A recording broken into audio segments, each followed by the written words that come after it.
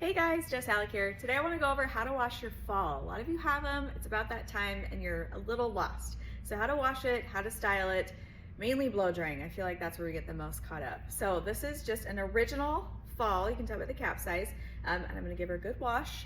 I only recommend using the Halo Couture wet line for the Halo Couture falls, just because it was made for it and I'm really confident that it's what the piece needs. A lot of these pieces, especially with how often we wear them, they get really dry. So we need something that's super hydrating, doesn't have any keratin in it, and will bring it back to life.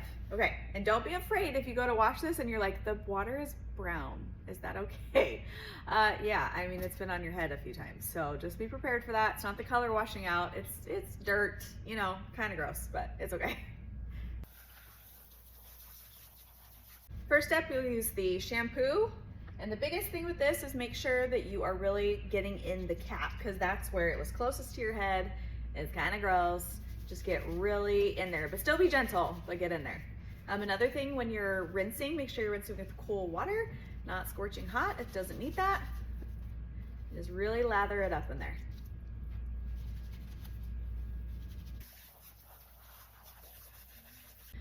Okay, next we move on to the conditioner. The conditioner is different from the mask, so do the conditioner first, and then you can do the mask.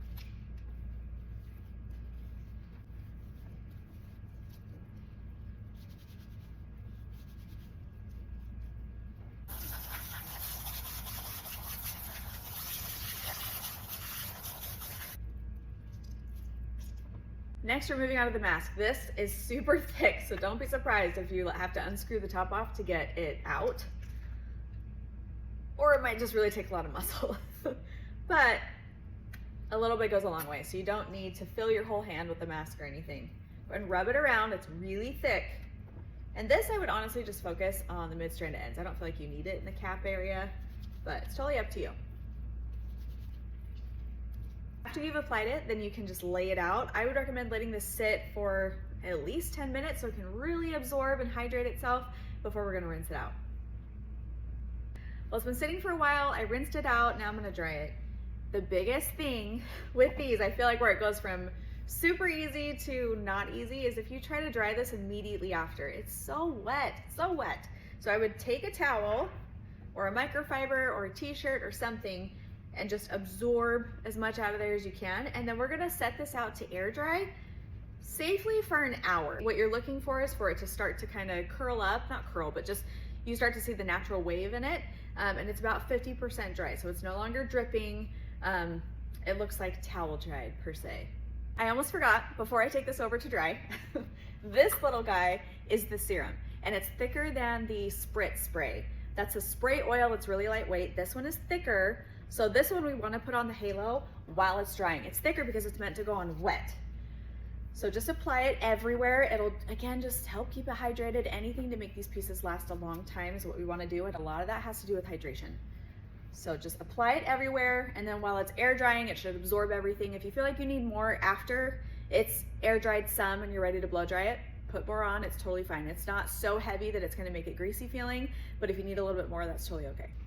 Okay, this fall has been sitting out for a little bit. It's still definitely damp, but it's not sopping wet like how the other one was. So you'll take your brush, be very gentle with it, hold the cap in your hand, and just brush it into place. If you hit a snag like I did, don't try to pull through it because you might just rip it right out of the cap. So just be very gentle, especially when you're on the cap part, and brush it through. If you still needed some oil, if you feel like it's still dry, you know, I've had these for like well over a year or something, then you can definitely use that serum to get more oil on it before you blow dry. Otherwise, anything after mostly dry, we want to stick to the spritz spray because then it's more lightweight. You don't want this to feel greasy. If anything, I like when the falls are a little bit dry because they look more lived in and just realistic. So blow drying, this is probably a little unconventional from what you normally would do. So I hold it in my hand, I have the cap in my hand. This is the front of the fall, it's facing me, just my preference. And then I take my hair dryer and I put a nozzle on it. That way I can direct where the air is going, because what helps this be a lot easier to put on my head is if the hair is going forward. What makes a fall not blend very well is if the hair is to the side or to the back, which if you have a lot of hair, doesn't really matter. Most of you have really fine hair and that's why you got this piece. So blow dry the hair towards you always. When in doubt, because it naturally will just kind of start to push back, and then when you're styling it, you can push it back easily, but for some reason, making it go towards your face is really hard unless you're blow drying it in that direction. So I'm gonna take my dryer, I'm gonna just start air drying or blow drying the cap, just like this.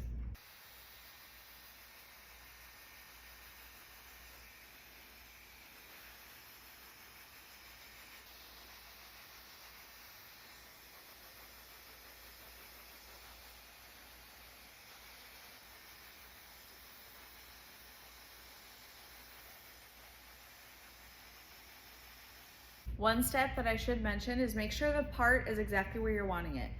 So you can see where this one is at and where the clip is. Make sure if you're like not center or slightly over that you already have it parted that way. Otherwise you'll have to do this all over again, like wet the cap down and change the part. So don't forget that part. Okay, so the top is pretty much dry. I have it going towards the face. This next part, you can clip it up in a hanger and blow dry it with a brush. I don't usually do that just because I don't want to kink. That's what makes these so tricky, is you don't want a little divot in the cap after you've dried it. So I actually will prop this up against my body, and if I'm doing it that way, it also doesn't get that hot. And then I'll take my dryer and I'm just gonna blow dry the ends this way. By the time this is finished, it's not super smooth, but that's okay because most people's hair isn't very smooth, and what makes these look not as real is if they're perfect. That's not realistic. So we want it to have some texture already, because you can smooth it out with an iron, or if once you clip it on your head, you can round brush smooth it if you really want to. But I prefer that this has a little bit more texture once it's dry, rather than it being so sleek like a halo. A halo is a completely different objective that we're trying to get to when I blow dry it, and this, we don't want that. So just put it up against your leg, and I dry it that way until it's completely dry.